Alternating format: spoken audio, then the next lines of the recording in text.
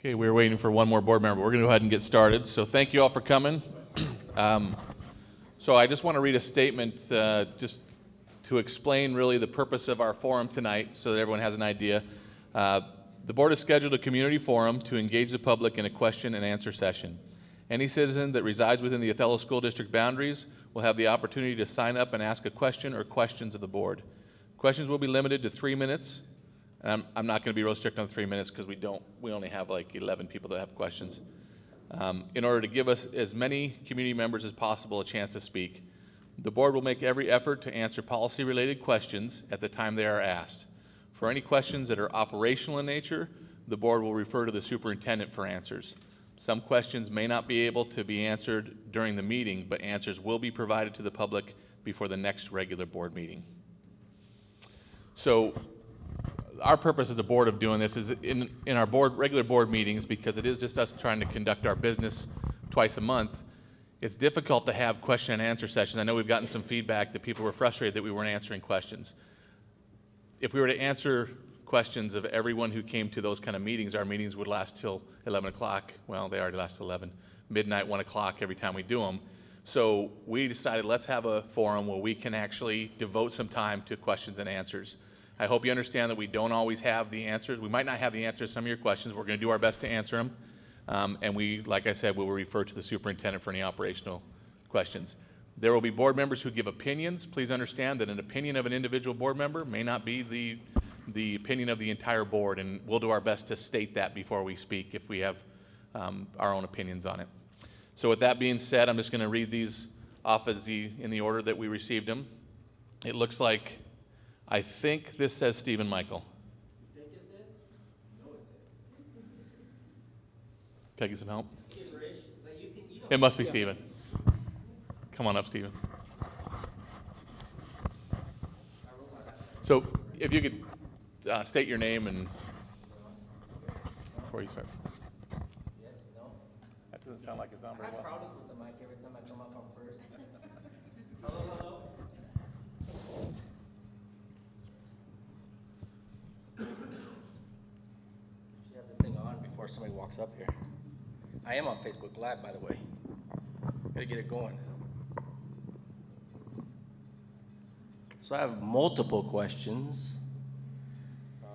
My first question is, Mondays we have the collaboration. What is that for? You're going through K through 8, and K through 8 is supposed to be to where teachers can collaborate with each other better. Why can't that happen on Monday, the hour and a half late start that we have to go to?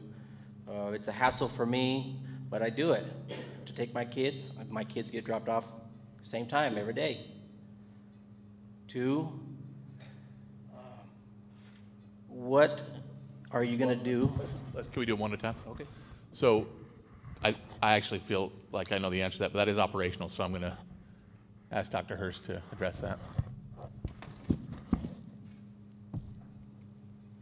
I'll say absolutely. We have Mondays that are designated for collaboration time. What we've seen from many other organizations that are really effective is having collaboration time that extends past one day.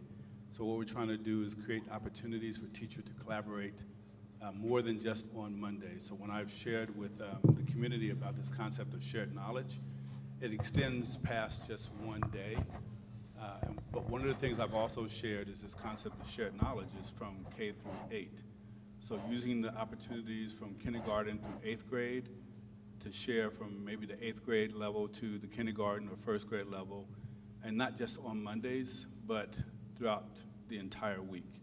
So you're absolutely right. We do have one day for collaboration, but we're trying to extend the conversation for more than one day, but also from K through 8. So the big concept is let's create this structure where we're sharing knowledge from kindergarten through 8th grade. So I just want a clarifying question for you. Is the current collaboration on Mondays between the K through 5 and the middle school right now? Do they collaborate on those Mondays? Absolutely. So just to clarify, right now we have 3 primary structures, K through 5, the middle school and the high school, and they use that Monday as collaboration day. So That's one of the points that I shared also. You don't have the collaboration that exists between kindergarten through 8th grade. It's just relegated right now for K through 5 separately, and then middle school separately, and then high school separately. So the big thing, again, is that shared knowledge, that we're collaborating from K through 8. And you believe that'll work? Absolutely. So one of the things that we've shared is whenever teachers are getting together and they're sharing about students' achievement, they're sharing about supporting students, they're talking about student achievement, and they're talking about it across the entire system, that really leads to better learning for our students and better achievement for our students. So absolutely, we believe that that structure will facilitate those necessary conversations across K through 8 and not just K through 5 as it is right now. And this is happening during school hours Absolutely. or So- after school hours? So or this will before school happen, hours? this is going to happen during school hours. While you're teaching my child? So there's opportunities for us to collaborate. So whenever teachers have, say for instance, a break, they can pop over to another teacher and have those conversations, or even before school, or even after school, or even during their lunch. The whole idea is that now all these teachers are in one facility, in one building, kindergarten through 8th, and they get to share knowledge across the entire system, where that's not happening now. You just have K through 5 or 6 through 8. So absolutely. So I just want to say before, we do have 11 people and we have 90 minutes, so we got to try to keep this into Okay. I'll- like I'll 9 keep minutes it to apiece. an- So I'm saying that for the board too. Our answers need to Okay. be kept fairly brief if we can. Okay. One other concern I had was, it was not at the Ojitos, but at Lucaga, Hiawatha, and Scootney have one gym. How are you gonna feed and have gym, all those kids, K through 8? You're adding 2 more grades to each school. How are you going to accommodate for that? So I might be wrong, and if someone can correct me if I'm wrong, we're adding grade levels but reducing the students in the other grade levels. So if you think about what we have 5 buildings right now, 4 elementaries and then a middle school. We're not emptying the middle school and putting them all into the elementaries. We are shuffling kids to different places. So it's going to be 5 K through 8. So the number of students that we have in the schools, if we were to do it today, would not change. Does that make sense? Okay. What about lockers and, right now you're at the junior high, you're going from class to class, learning to go throughout the school to get to high school. Are you gonna have them in the same classroom in the K through 8? Are they gonna stay in the same classroom? Are they gonna shuffle classes? And how are you gonna keep those kids away from the younger kids at the same time? So there's a question I think that has to do with the committees that have been formed correctly, right? Absolutely. We're going to have Mr. Perez refer that to someone. So I would guess 2 parts to responses to that question. One would be this idea about functional adequacy. Is that all right? Okay, one would be this piece about functional adequacy. So what was this school designed for? What would it take to make it work for a K-8 structure?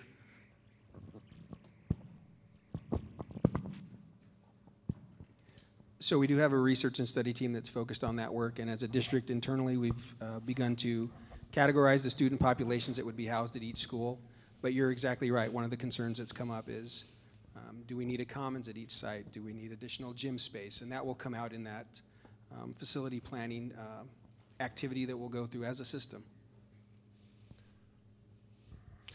Okay. We might have time at the end. Okay. If you want to ask one last question, then we'll try to answer it, and then we'll have the next person come up. I'll wait to the end. Okay. Thank you. Lynn Marticelli. Okay. Danita Porter.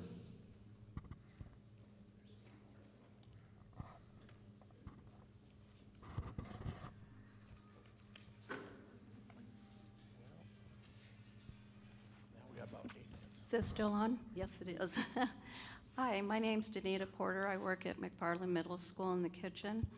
And I was just wondering, I'm sure this is probably operational, but for pre-kindergartners, we understand that's who we are getting added next year. Our counters are taller than what they are, and also for serving is also taller for us, and for us to be able to reach over and feed them, that's quite a reach. So I'm just wondering if there's any answers to that. Okay, thank you. That is definitely operational. So again, that concept about how does the space function for the new use or the intended use? I actually was just speaking with Jennifer Garza about this today, and what's the plan going to be to feed those preschool students? Some of them will require breakfast and some lunch. What we have talked about internally is that you start lunch at around 10:30 now, right? Are we going to be able to squeeze that down a little bit because we only have 7th and 8th graders there? And then would we be able to serve lunch in the classroom setting for those preschool students, which is, I believe, their experience right now at the preschool site. So that might be, and then it brings up a custodial concern, right? How do we get in there and clean those rooms? But another piece would be, through the functional adequacy assessment, is what do we need to change to make this work for preschool students? How long will preschool students be housed there? So certainly food service would be part of that conversation. Right, thank you. Thank you. Donna Rutan.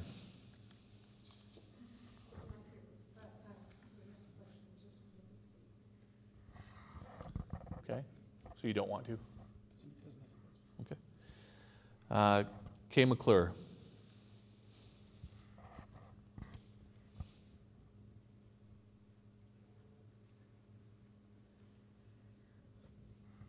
Hi, I'm Kay Riley McClure, and this is kind of goes along with Stephen Michael's question. I want to know a ballpark figure for this change, K-8, how this is going to affect our taxes. Can we talk about the work? How it's going to affect what? I didn't catch My the- taxes, my property taxes. Yeah, so that's a question that is a board question, because ultimately anything that affects your property taxes is going to be would have to be a bond or a levy. We have a levy currently. We're not going for a new levy this year. I believe February is the next time, right? And that's set. It's less than what it has been in the past. As far as a bond goes, the question that we've asked Dr. Hurst is to find out what are the non-negotiable needs of a K-8 compared to what a K-5 is right now. What has to be done to make it functional as a K-8? I know there's a lot of things. I'm stating my opinion right now. I've heard the comments about, well, you have classrooms that are built for 5th graders, not for kindergartners, and what to me that means is a lower countertop. And I asked a question. It was a cynical question, but I asked I said, did you lower your countertops in your house when your children were young? And of course, their answer was no. And I think that these are things that we can get around. And but we have asked Dr. Hurst to get back to us on what are the things we have to have in order for K-8 to be functional. I don't think anybody's seen anything about the physical changes and the costs. Yes. Not and even so, a ballpark about this. Can I finish? Sure. So he said he's going to come back this summer. He's got a team from ESD 123 right now working on that, some experts that can come back with some numbers for the board, so we know as a board how to plan for the future when it comes to that. Okay, well, this is a question for Dr. Hurst. How many years' experience did you have with K-8? Because I looked at your former school district, and the K-8s there were established already by the military because you had a cooperative agreement between Oceanside and that. So that was already in place. And also the military used Pure Core, not Common Core.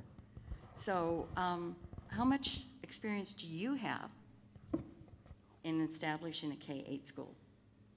So actually I have, for K through 8s, I would have about 10 years of experience, and I would say that actually the military, the Marine Corps, did not establish those K through 8s.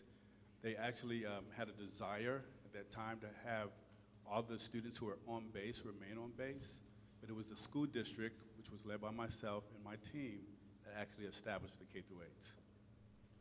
Well, they appear to have been there longer than you were at your last school district. So I just don't know how much experience you actually have, since this is a big change. I know how much experience I have K-8, and you can look at my record, but I couldn't tell by going back and just how much you actually had.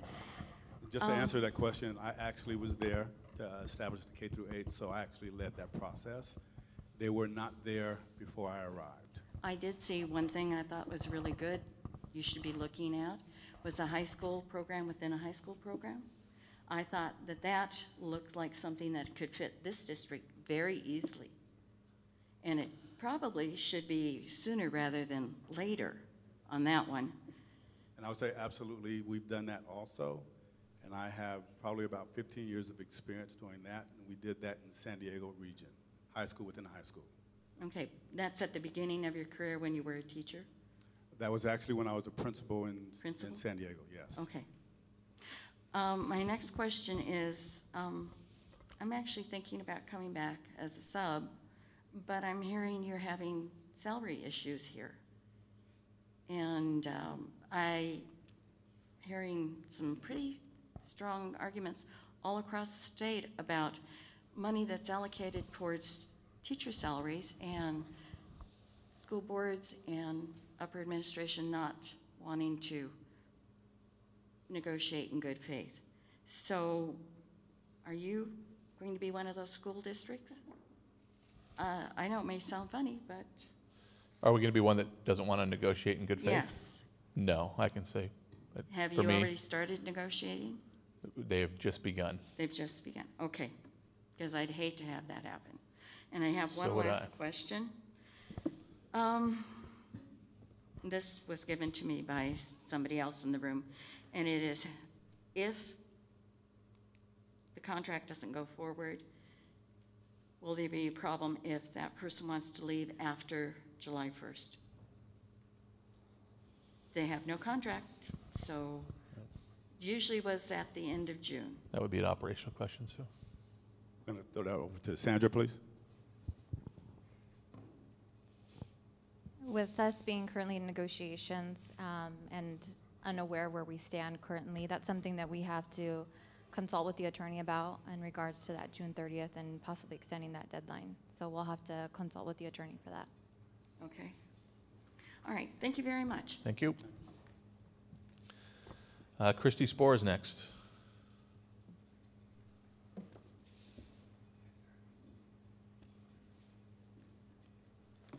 My name is Christy Spohr. I'm an educator. I came here right after college at the age of 21 in 1977. And I consider most all of you friends and even some former students. So this is very difficult. I've been here 41 years. I've seen a lot of administrations come and go. Some were more successful than others. But I've never seen in 41 years an initiative that affects 5 different schools so poorly or hastily put together.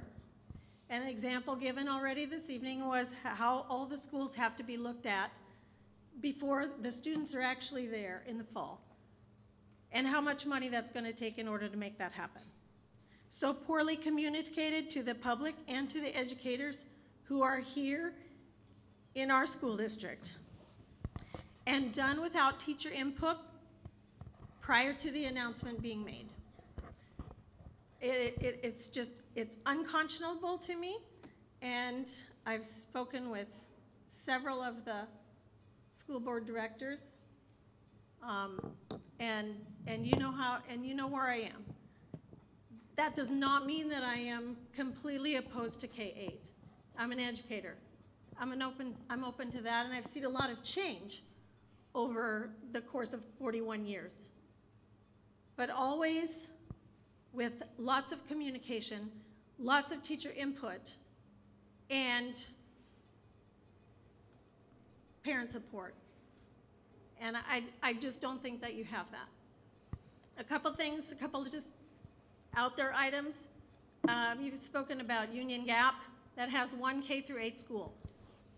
Take somebody over to the west side where they have 5 or 6 schools that are K through 8. Let's not try to take Union Gap and fix and make it work for us. Go somewhere where they already are doing it, so we don't have to repeat actions. I think I'll stop there. Thank you very much. Thank you, Christy. Did the board or administration want to respond? It wasn't a direct question, but I will say that there's a lot embedded in your comment. I will just share that there were several reasons why we are moving in this direction. It's not just K through 8. I shared with the entire community that there's a vision that's been implemented and shared since the beginning, since I've been here. It's not made it a secret either. I've even talked about K through 8. One of the things I've shared initially was about some of the challenges that are facing Othello. So I talked about discipline. I've talked about attendance. I've talked about the grad rate. And I've also talked about academic achievement. And one of the things that we've shared is there's been 3 specific initiatives leading toward K through 8. One of those initiatives was early literacy, and why are we making sure that our students are kindergarten ready? The other initiatives was instructional shifts, and what's going to happen due to those instructional shifts. So we believe that that's going to create exciting, relevant, rigorous curriculum where our students are engaged, so that's going to decrease discipline and increase attendance.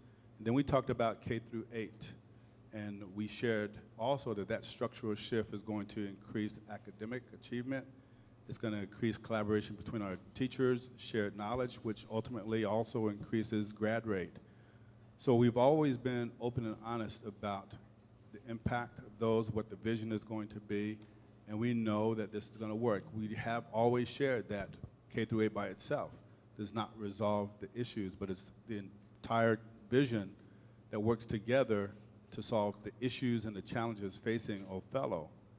One of the things I will share also, absolutely, I do take ownership in sharing the decision with the community, but we also shared that we've been an open book, and we've opened up processes, and we've invited people to come, and we have shared information, and can we do a better job in sharing information? I think we can always do that, and I take that input seriously.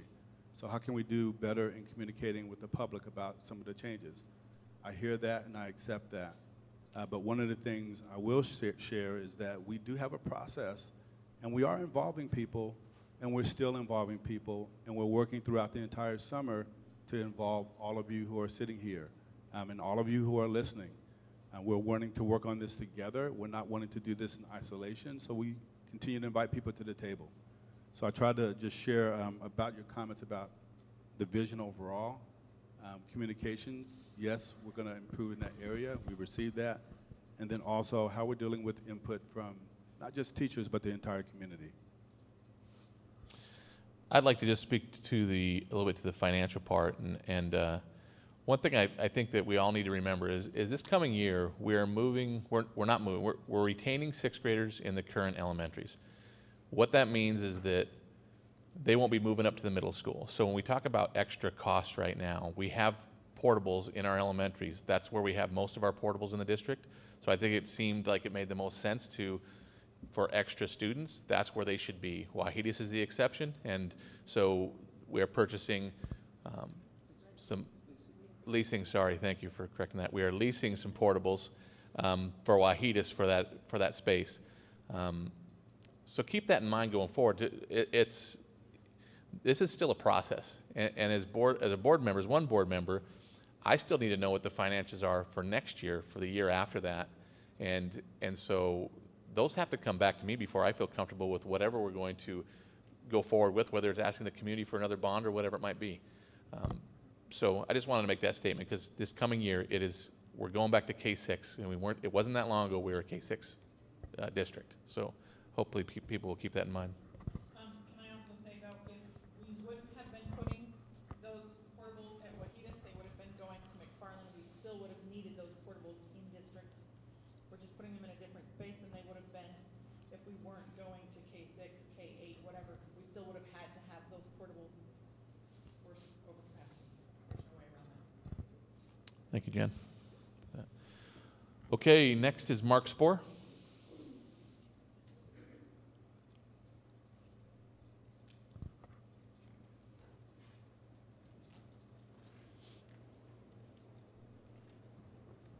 Good evening, Marks 4. I keep hearing that I was supposed to know about K-8 before it was announced, so I'm going to ask point blank. Prior to the certification of the results of the Othello School District bond vote on February 23, 2018, was the K-8 program discussed or addressed at any public forum? Any board member want to take that? Based on, I mean, we have our recollections, and then I'll let Dr. Hurst speak as well. The first time I heard the word K-8 in our district was in February of 2017 at the beginning of the facilities meeting. It was either the first facilities meeting or the second school facilities meeting. And all those meetings, everyone that I attended, they talked about K-8 in every one of them. So in answer to your question, the first time I heard about it, about the potential of our district moving to K-8 was a year before the bond failed. But in the bond itself, while it didn't include K-8, it included a modified structure that would have students from kindergarten to 8th grade in one facility. The way the bond was set up, it was set up to have a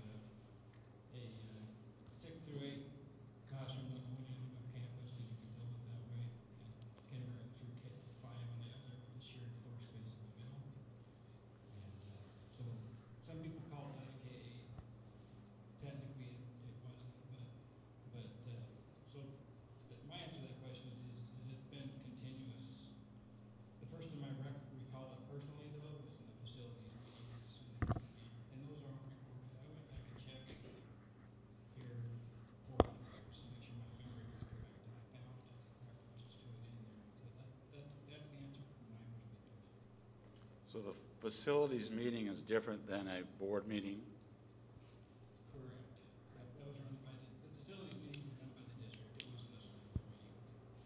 But it was broadcast on Facebook, which is how we were broadcasting at the time. And I know there was at least 400 people in that first meeting. Okay, well, I don't mean to be out of line here, but I don't know how me and so many people of the community never heard about this. So I will be dropping off a request for public records of the school district asking for a transcript of all references to K-8 over the last 2 years, because I don't know how I missed that. Second question. Prior to the bond vote, Dr. Hurst gave a presentation at our church and categorically stated the major issue facing the Othello School District was lack of classroom space. Understanding that the portables being installed at Wahidas are temporary to facilitate the transition of the K-8 program and will be removed in 3 years, does the K-8 program in and amongst itself address the issue of lack of classroom space? I think that's a pretty easy question for me to answer. Absolutely not. It has nothing to do with classroom space needs. It won't solve any issues with classroom space, correct? Yeah, I guess there's a concern about resources going toward this K-8 when it's not addressing what a lot of the community have understand our priority and our #1 need. Now I'd like to make a statement. In the past meetings, you have tried to reference that the K-8 is Dr. Hurst's program, as you have asked him to improve Othello schools, and this is his answer. Make no mistake, the 5 current board members are solely responsible for the K-8 continuance. You have full authority and prerogative to stop K-8. All it takes for bad things to happen is good people to do nothing. K-8 is an ill-conceived, under-planned, non-budgeted endeavor that will negatively affect our most vulnerable in society, our children. Now is the time to heed the old saying, no matter how far you go down the wrong road, turn back. Thank you. Thank you. Next on the list is Brad Boersma. I'm not the school district. What does the board feel about that?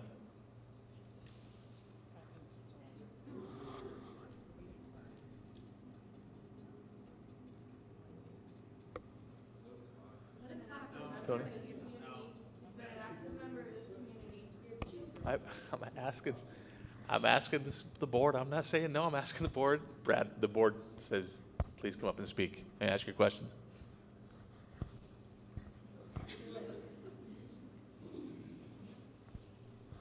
Brad Boersma, not in the district, and thank you for allowing me to speak. I guess my focus is mostly on facilities, and we spent a lot of time, this community did, asking what facilities did and what they didn't do well, and decided down the course of action. You are right on course of what we looked at almost 20 years ago. It took us 6 years to come up with a plan. The reason you're going back to a K-6 is because that's how it was set up to be. You built Wahidas without doing a bond because it was how it was set up to be. We did all the homework first, and then we went into action. The portables that went with Wahidas were never supposed to be portables there. It was supposed to be designed to add 4 more classrooms on the end of each of those 2 wings, because your core capacity for the K-6 environment could handle that. We just chose not to do that. There's lots of those things. I think we've got 2 issues. We have the K-8 and we have space issues, facility issues, that a lot of the homework's been done. Most of our facilities, no, I take that back, all of our facilities do not handle K-8. They weren't designed for K-8. Now, yes, we can do stuff, but just because we can doesn't mean we should. I think we need to prioritize our funds and our resources. I don't believe that the current program is broken. I don't think it needs to be maintained. Yes, it does. But I don't think it's broken. I don't think you need a wholesale change. We got kids that are fully functioning in society and doing pretty well at it. We've got kids that in our particular district, we don't start at the same level. We start behind a long ways. Our average person, I don't have this for a fact, but I can tell you most of those young kids that are just coming into our deal, they're not just coming up a grade a year. They're coming up a grade and a half a year. You know, they may not get to that spot, but they didn't start at the same level either. We've got a tremendous group of teachers and a very conservative, good group of community. I do not believe that we're broken. I just think we need to have some maintenance. Thank you. Thanks, Brad. So I just want to respond to a couple of things you said. And I mean, Brad, you're the one who pretty much got me involved with schools because you asked me to be on that first bond committee. And I don't remember it exactly like you do. I will say that Wahidas being able to be built without us going for another bond wasn't designed that way. That was absolute pure luck. No, it was. The dollars dropped as soon as we got that approved. The economy tanked. We set up, we kept the portables, we knew exactly what we were doing.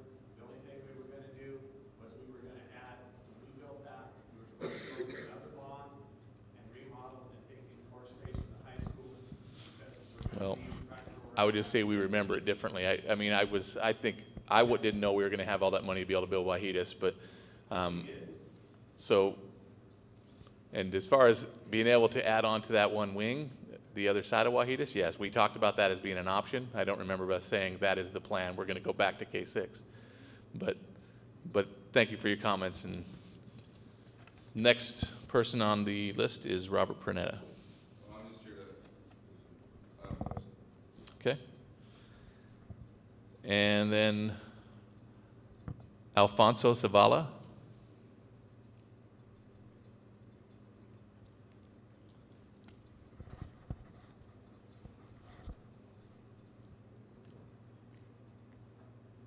Hi, I'm Alfonso Zavala, and I was a student here a long time ago and a newly minted Central alumni. But my question is about, I understand at the recent OHS graduation, the valedictorian speech, Andrew Chen, and there's people interpret there was controversy with that and what happened. But I guess my larger thing is curiosity is, I think one of the interpretations of what he said about, at least from what I interpreted, because I was there, my sister graduated there. So one of the things I got out of his speech was he mentioned something about a certain mindset within the Othello community, a singular mindset that other people might be afraid to speak out or have their voice heard.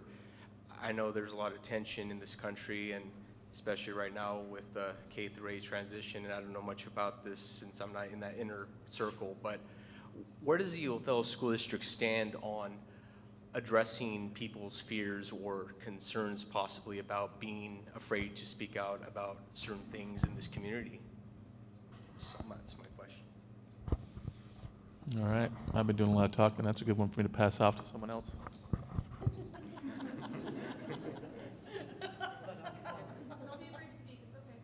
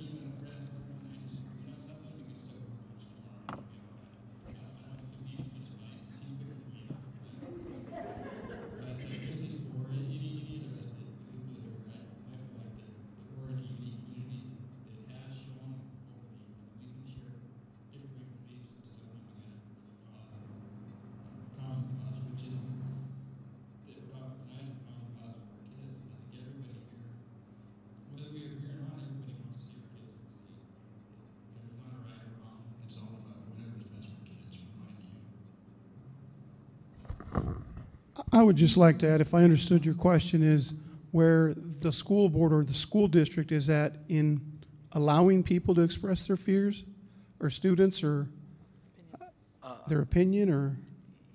Yeah, probably maybe just to the general public, the community itself, about what's the school district's stance on reassuring people about stuff like that, about miscommunication and stuff like that, maybe tension. I would turn that to any particular business that's represented here tonight. There's a system, there's a protocol. I don't think the district has a, you can't do this or do that. Like Tony says, not wanting to put words in the gentleman that you addressed. The occasion, perhaps, it had its own set of rules that might have been in limbo there. But as far as a district or a community, I think a myriad of avenues exist to let someone know your concern, your fear. I don't think we as a district are hindering that in any way. At least that's my opinion.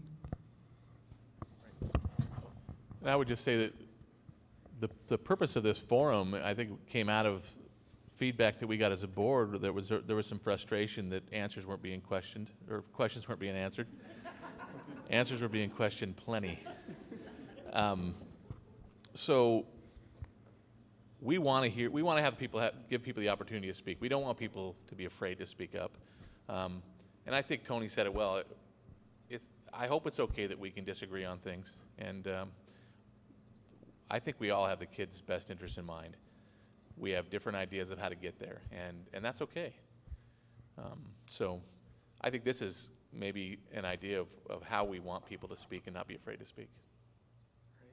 Thank you very much. That answers my question. Thank you.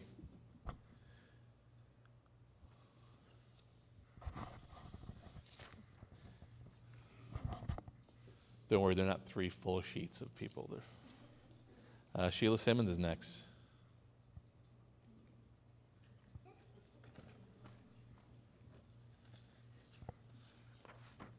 Sheila Simmons from Othello. I guess my question doesn't have to do with K-8 right now. I know there was an open forum about the security after the shooting from Florida. And I was wondering, I know everybody thinks I'm in the know, but I'm really not. And so I was wondering, have you guys set up another forum for that issue? I know K-8 kind of has taken over everything right now. Or have you guys got any information on that one? I know we haven't set up another forum. We've talked about it several times and getting another one. But we want to make sure the staff is fully prepared. I know Greg Foltz and some other staff members have been doing a lot more work since that. A lot has come out since then on stuff that they're working, and we want to make sure that they're fully prepared to answer all those questions when the time comes. So, and I know Amy Harris, there's been a new group created to help identify students with problems and stuff, which is going to be implemented here soon and stuff. And that's been some of the stuff that worked on since that last policy. Is there a timeline? As far as I know, we have not got a timeline at this time. It's something that I think we'll have to, Dr. Hurst will have to discuss with the staff when they're ready to prepare or meet the public with what they've been doing the last several months. We did adopt a policy. After that, can you pull up whoever has the power up there? EL 16. Rob, do you want to read that? No, I'd love for you to read it. Okay. The Othello School Board recognizes that safety of our students and staff is of utmost importance. In addition to non-physical threats, the trend of incidents resulting with a serious and sometimes fatal injury to staff and students are an increasing concern in our nation's schools. While prevention should be a key focus, the Othello School District will create procedures to minimize the degree of physical harm in the case that such an incident may occur in our district. Therefore, the superintendent shall not cause or allow 1, a failure to train staff to identify behaviors of individuals who may be a threat to themselves or others, to know when and how to refer those individuals to mental health specialists and have procedures in place to follow up with the outcome of those referrals. 2, a failure to identify and implement activities and programs of prevention against potential physical threats to students and staff. 3, a failure to consider all options to provide both non-lethal as well as lethal protection for students and staff in each school, including but not limited to arming current school district staff. This will include education of our staff, students, and community by experts in the area of options being considered. 4, a failure to adopt, display, and distribute to staff, students, and parents a written safe school comprehensive plan that addresses all aspects of safety for students and staff. And there is one word possible change that at our board meeting, we will be discussing changing or adding one word to this. So that is our current policy. But after that Safe School Forum, did we write, one of us wrote, and then we all adopted that. Okay. And I'll add that Dr. Hurst just then, we monitor these policies all year.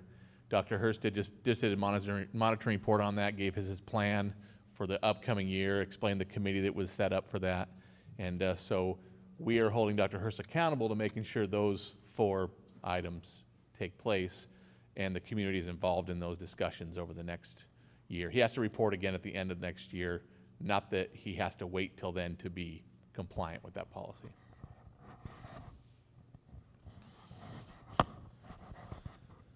Okay, Lori Taff.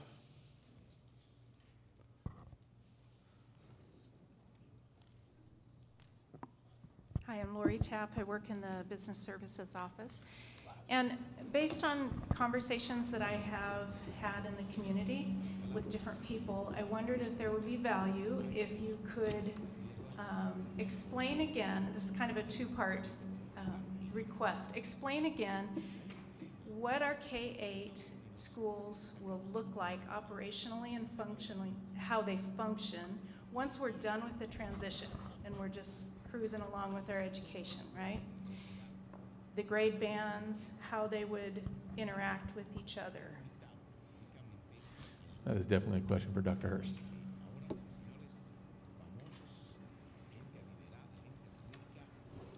So just clarification, Lori, are you just looking for what the vision will look like for K through 8s, or?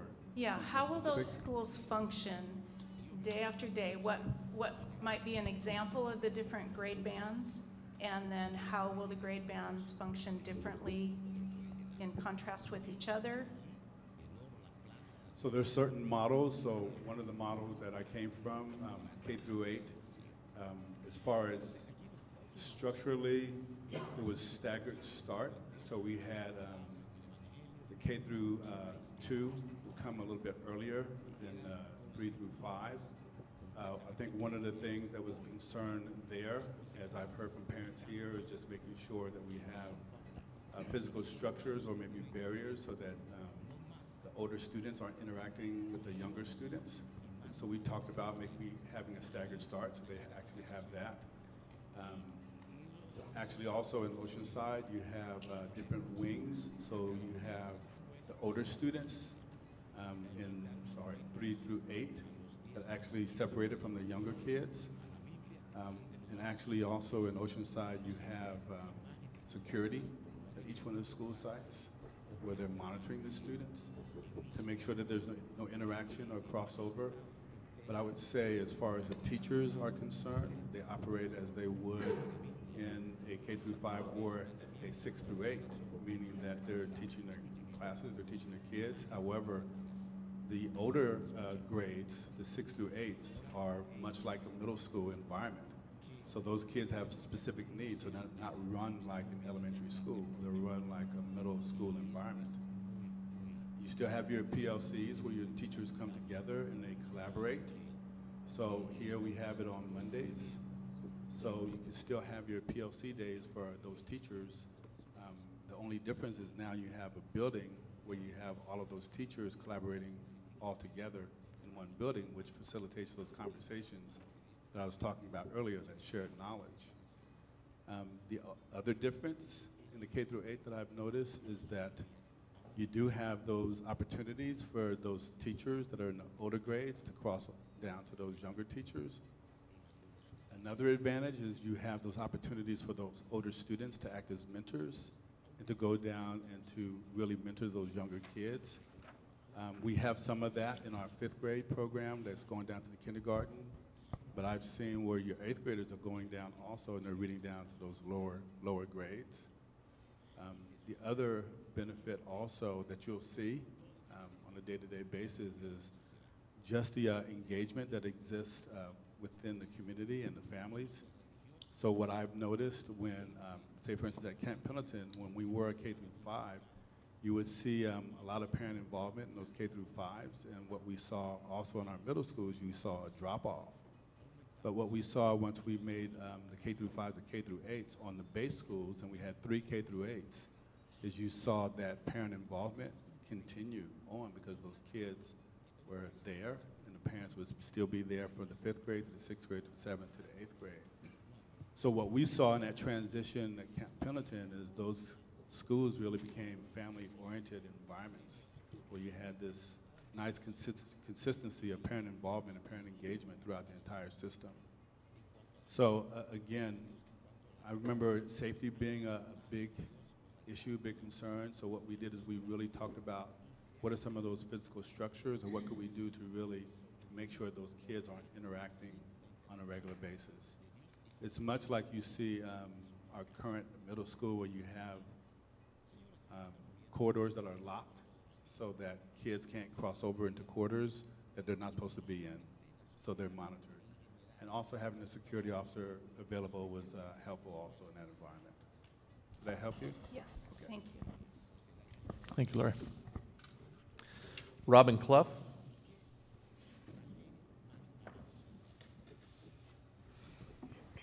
I feel like you all need a hug. I'll take one. I'm here tonight as a second grade teacher here in the Othello School District. Also as a parent, I have 3 students that have graduated from, gone through the entire Othello School District system. I have 5 current students in the system. So I have a very vested interest in our children. I can tell. There? Torty, I think. That better? Yes. And I can tell that you all do too, and I thank you for the work that you do on behalf of our community for our students, so thank you. What I wanted to address tonight is the use of technology in and outside of the classroom. This year we went one-to-one with devices. We're very fortunate to have that opportunity. I'm grateful for it. Our students have had lots of experiences and educational opportunities open to them. One of the things I'm concerned about, and I think that maybe we need to revisit, or my question is maybe it's already happening and I'm just unaware, of what we're doing to just kind of revisit where we are with the security of the technology. I think maybe our students, I know that technology does a great job with screening and filters, and they do the best they can to keep our students safe. I love that Jen just read, that you're committed to the safety of our students. Our children are very unaware of the dangers that lurk before them. I've read pages 14 to 22 of the 55-page document that covers technology and the acceptable use policies, and I can see from my very layman eyes that the policies are in place to keep our kids safe. What I'm concerned is that the practices are not. As a teacher, I've experienced students getting where they shouldn't be, inadvertently and accidentally. As a parent, I know that my own children's safety has been at risk. I feel that children don't have the maturity to make some of the decisions that they're presented with on a day-to-day basis, and I feel that the supervision is lacking. And I want to say that very carefully because I am one of the teachers that is supervising the use and has had to evaluate how I supervise my students' use. I've had to change my practices in my classroom due to an inability to supervise what 25 students are doing on a Chromebook when I can only see 5 at a time. I think it's something that we need to talk about and brainstorm ideas. I know that this district is full of committees that have lots of great ideas. Maybe we need to create another. Our students need, there is a policy that talks about education. I know that our students are educated on cyberbullying. In fact, my class went through it like the week before school was out, and my kids came back and they were talking about cyberbullying, and that's great. It's happening, but I don't feel that it's embedded enough in their daily use, I guess. This is a technological world. I know that a lot of social networking and things like that are blocked, and I'm glad, but I feel like as a piece of technology education, as educators, we need to be talking about, if you do have a Facebook account, what is appropriate? What's an inappropriate statement? Did you post that poem because it was pretty or because it meant something to you? What are people gonna think about you when they read that? Are they gonna be scared for you? Are they gonna, like, there are just different things, and they need to learn, and they can't. It's not inherent, just like, they need to learn what's appropriate and what's inappropriate. Just like we teach formal versus informal communication. That's a standard. This needs to be something that is addressed. And so I guess I just wanted to maybe bring it up and leave it in people's minds as something to think about.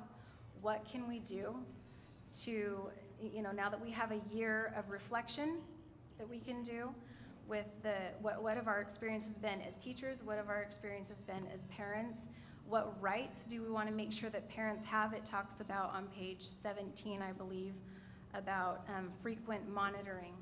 What access do parents have? I tried to get into my child's Chromebook the other day. She refused to give me the password. My hands are tied. In every way, my hands are tied. Yet as a parent, it is my responsibility to ensure her safety. So how can we maybe more work as partners to make that security happen? And that's it. Thank you for your time. That was really well said. Can we respond like where we're at right now, if we are addressing those kind of issues, or if we have plans to? I'm gonna let maybe Pete, if you can talk about what we're doing with Gaggle and some of those software programs. I'll talk about it in a couple of ways. One is the wellness team that was referenced earlier that the district put together that also ties into EL 16 and to the crisis response team that Director Johnson made reference to.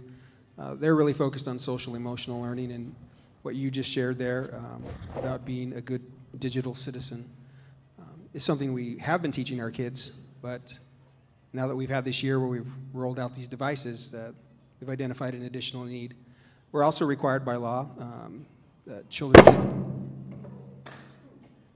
Children's Internet Protection Act governs much of the work that we do around providing access and receiving funding for some of the services we provide and the infrastructure that we have for our technology in the district. I know that Rigo Zuna has implemented a couple things this year. One is Gaggle, which you may be familiar with as a parent, that identifies questionable content and makes administrators aware. That was a recently purchased agreement that we've used across the system, I think 912, but I know your concern was at a different level. So meeting with those folks and deciding, hey, should that trickle down? Should we train the counselors? Kathy Anderson may be able to provide additional clarity around that. She has her hand up. But that's the kind of work that we're doing. And We have it at the middle level too. okay.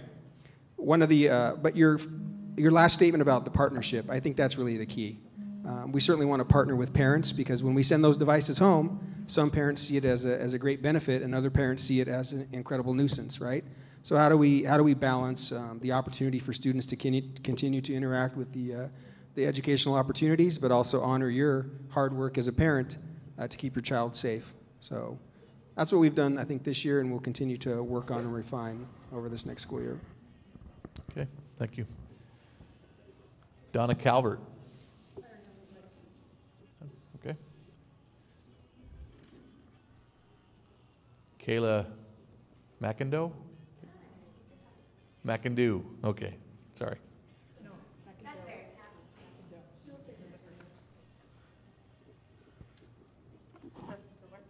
It works, it just fell. Okay, so, oh, you guys really broke that, didn't you? Okay, so my first question pertains, I'm coming as a parent and then as a parapro from McFarland Middle School. McFarland a while back had a meeting when we had decided this Kate was going through to have her questions answered. But as a parapro, I had asked what was the plan for us, and on Friday we left not knowing.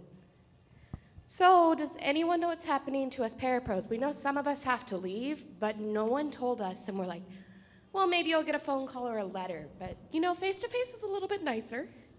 So that's my first question. What's happening to us? That is an operational question for sure, so. So that is a very good question. We have been working with the principals on what this K-8 movement, or K-6, will look like in their buildings in regards to paras. And so the principals are working on the master schedule for K-6. And so we hope to have that movement communicated to those paras that will be moving within the next week. We think that it's going to be very minimal, maybe 4 to 6 paras at the most. And we will plan on how you're going to tell us? I mean, are we going to get a letter in the mail? Or? You will get contacted via telephone from Human Resources. Okay, yep. And then I guess my next question is I know we've been talking about this K-8 thing, And a lot of it is testing data. The test data looks good. But my question is, because you guys want us to compete globally, as a mom, my son is not a piece of data. My son's a person, and he should be well-rounded in more than just math. I mean, a lot of you, I went to school with your kids. Data for you, Johnson, didn't say that your daughter was going to be a great mom, and she is. Are we going to have programs that include that? You know, how does that make them a better person in our community first? Especially because we have members of our community who we don't even look at. We have a deaf community here that's exiled because no one talks to them. We don't have lessons that teach us how to communicate with these people. We have to hire people to come in for their conferences even. So how are we going to better our community first before you have our kids compete globally? That's my question.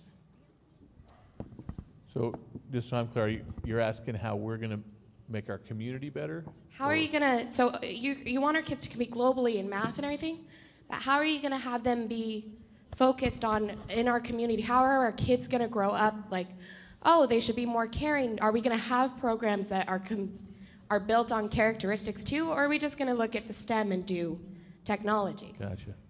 So I would just like to talk about our ends policies. The board, do you think that's appropriate? So could you bring up, Talia? So the way we govern, we have what's called ends policies, and that's essentially that's what we want our students to achieve by the time they finish school at the Othello School District. And so we have executive limitations as well that are the boundaries for how the superintendent will operate. But I just want to focus on these ends because I think it hits on your question. And they're pretty short here, so I'm going to read each one. Ends 1 says, in an environment of equity and respect, each scholar will graduate with the academic success and ethical behaviors to succeed as a responsible citizen and ready to compete in our global society. More specifically, each scholar at every grade level will perform at or above the state or district standards in all disciplines.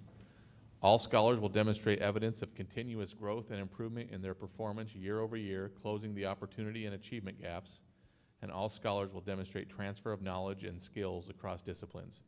So that's the academic end. When you go to end 2, same overarching statement, but then it says each scholar will graduate with the knowledge and 21st century skills to access post-secondary education or a meaningful career. Each scholar will be knowledgeable and skilled in global competencies, including investigating the world, recognizing perspectives, communicating ideas, and taking action. Financial skills, stewardship and effective decision-making, personal health and fitness competencies, and cultural competencies and sensitivity to our cultural diverse community and world. Ends 3 states the same overarching statement, but then says each scholar will have the knowledge and will take responsibility for his or her academic success. Each scholar will participate sufficiently to enable effective learning, and each scholar will demonstrate ethical behaviors treating others with dignity and respect. So those are what we want our students to look like when they finish their schooling through our district. Dr. Hurst, he's in charge of making sure that happens, and he has to put programs and things in place to make that happen, and we evaluate him that way in our board meetings. Can I say ends is the same as goals? I always think that's funny that we can't call it goals, but we call them ends. Can I ask one more question? Yes, I think Tony wants to comment too. I just wanted, since we're right here, and nobody here is a board docs expert, but board docs is where it has all the public information for any board meeting. But just to follow through, we don't have time tonight, but if you get into board docs, you click on library and you click on board governance monitoring reports. You can find every year, it's broken down by year. You can find Dr. Hurst's report every year of how we're doing on each one of those ends and his goals for how we're going to improve. So not the ends, the goals are great, but if we're not monitoring them, they really don't mean anything. So I just wanted to show you, that's where you can go and find out from a district perspective what they're doing to help accomplish those goals. Does that kind of make sense? Yeah. It might be an interesting read for anybody that's here. They're not, some of them are longer than others, but you'll get a flavor for what the district's trying to do to accomplish that. Okay, last question, sorry. My last question is, I work in the middle school, obviously, and bullying's huge. And bullying's huge everywhere. I dealt with it with my son in kindergarten, crying nightly over a kid bullying him. How are we planning to address that when, even as adults, we're using terms that aren't appropriate when referring to our own kids, unfortunately, and then, someone else is having to correct us and we're making our own mistakes, but how are we going to deal with the bullying with such varying grade level changes? I mean, 8th graders, just because your kid's in kindergarten, they're still going to say stuff. It's not going to matter. So I don't think that that's a question that I know the answer to, because I think it's something that's very specific to schools and children. Out of the board has any answers they'd like to give to that before I refer it? My only comment would be is I know that every school has a varying, they have their own bullying policies. It's a difficult issue, and it's not an issue that goes away with K-8, and it's an issue now with all of our schools. I've had 4 kids in our district, and 4 have been bullied. I'm pretty sure if you asked any parent, at least from a parent's perspective, every child has been bullied at some point, whether people believe it or not. Everybody gets bullied. Popular kids, unpopular kids, it's an issue. But I don't see it as going away with K-8. It's going to be a little bit different in how they handle it for sure. But Chris can give you from an operational perspective, are there specific things we're looking at? All I can say as a board member, I believe it's an issue, but I do believe that there's consistent effort made to try to correct it, but it's not an easy thing to fix. And thank you for your questions. And I would say this goes along with what Director Ashton was saying. If you go on board docs, you can really see the progress that the district is making in all of the areas. So as we talk about safety and bullying, there is an executive limitation that we have shown right here in front of you. It's called Executive Limitation 20, and it's now called Executive Limitation 16. But here you'll see the 4 bullet points, and you'll see the first one that talks about failure to train staff to identify behaviors. When you look at number 2, it really talks about programs also that we're putting in place. And when you're looking at this one, it really talks about the culture that we're trying to create at each school. So you can see what's happening at the schools. There's programs that's being implemented. Director Simmons was talking about PBIS, which is Positive Behavior Intervention and Supports. That's something specific that we're doing in schools. Social-emotional learning, you heard Pete Perez talk about this also. That's something that we've implemented in our schools. And then also in the middle school, you have Second Step. So these are some of the things that we're doing and trying to do, and we know that we can always do better, but this is what we have implemented thus far. But again, if you want to get on board docs and look at it and read it in detail, you can do so. It's EL 16. It was EL 20. And that is the monitoring report that Dr. Hurst just turned into the board regarding EL 16. So it will be probably confusing because it will probably be EL 20 on the report, because at the time we renumbered them because we deleted a couple. Feel free to call me personally if you have a problem trying to find which one. I'll point you in the right direction, hopefully. Angela Kutsk. I only could pronounce that because I know Angela. I wasn't planning on speaking, but I want to ask a question. I appreciate the opportunity to do that. My name is Angela Kutsk, and I teach business education at the high school. I've been there I just finished my 6th year.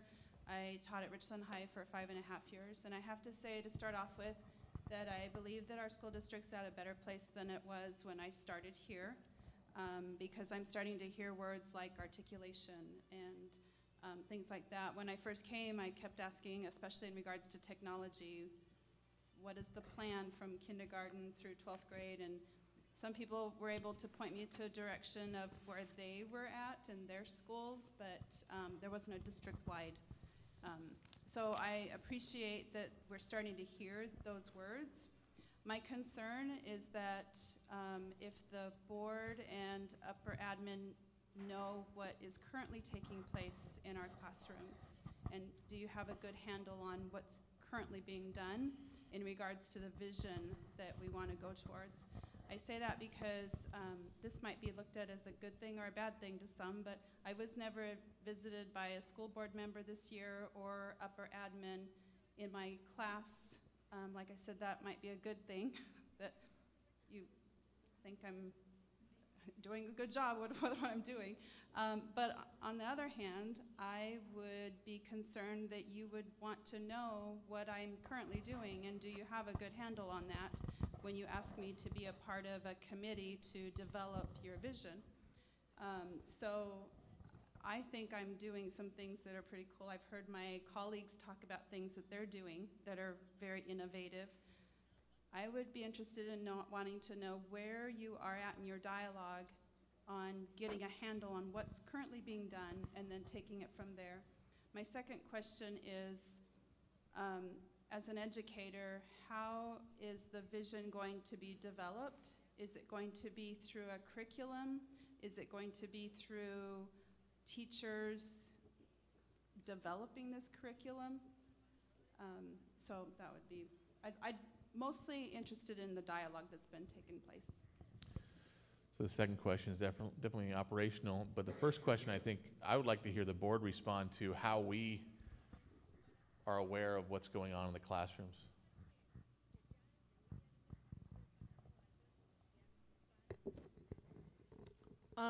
There are 3 ways when we do the evaluations of each of the executive limitations or the boundaries and the rules that are given to the superintendent. One of those is by monitoring documents. When they're evaluated once a year, some of them twice a year, we're given documentation as to what's being done. Another one is by direct inspection. We actually see something that's not working, or we have questions, or those kinds of things. And the third is, I'm looking for the answer. I don't remember the third. External report. Okay, someone else coming in from outside of the district, thank you, telling us what is happening.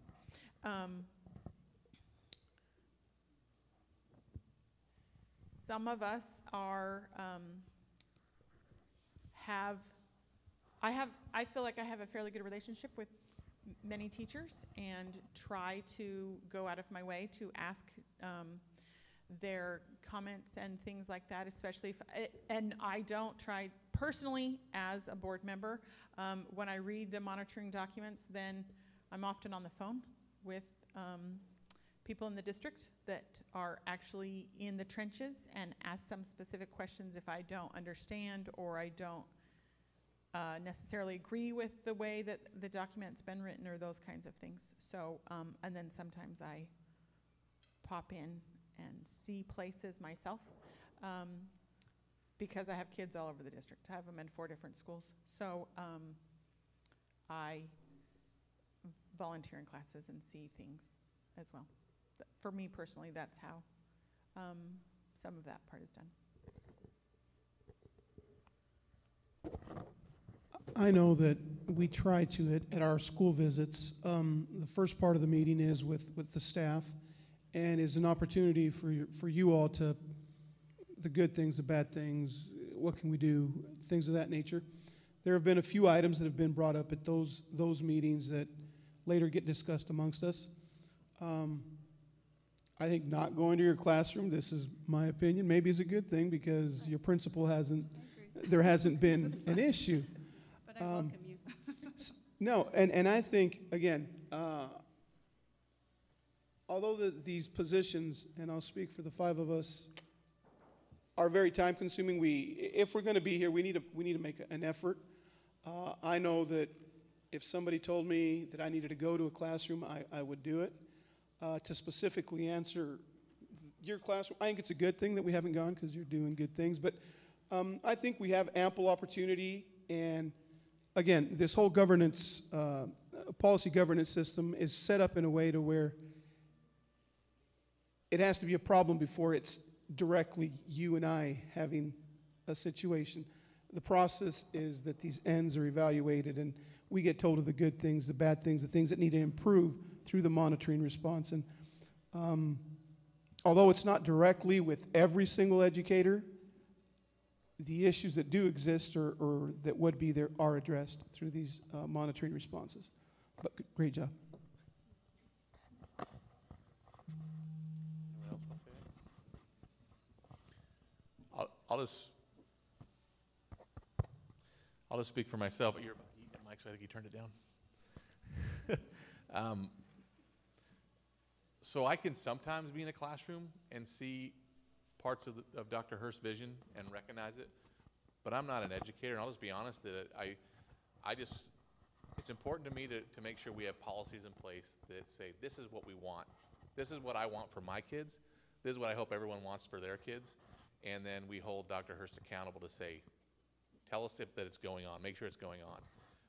I can go to some classrooms and say, okay, I can see that's part of what Dr. Hurst has said he wants to happen to reach the vision. But there's times I'm sure I would go into a classroom and I wouldn't be able to recognize those things because it's not my expertise. And so when I first got on the board, someone had told me, I think they had said, the best board member I remember was this person. And they felt they were the best board member because they saw him all the times in the schools. So I thought, that's what I need to do. And everyone, when I would show up, when they found out I was a board member, it's like they just ran the other way. And so I soon realized that maybe wasn't the best way to be a good board member. And I think that since we switched to policy governance, for me personally, making sure that we have policies that we have written that we feel represent our community values, and making sure we hold the superintendent responsible for making sure those ends are met, that's the best way for me to do my job. Sure. And if I was to start getting involved in the educational process, if I was an educator, I'd say, what does this guy know? Go back and adjust people in your office. You don't know what we're doing. You do a great job. So my second part of that question was how this is going to be implemented, the vision. As an educator, how you are planning to implement it in my classroom. Or am I going to be part of the curriculum development, or is it going to be a curriculum that's brought in? I say that because I walked into a situation that had no curriculum, and I spent weekends developing it. And so to be at that point of, I hear new ideas, which I love new ideas. But as far as time, energy, collaboration, what is this going to look like for us educators? Yep, that one I definitely can't answer because I'm a chiropractor. So I can share a couple of things, Angela.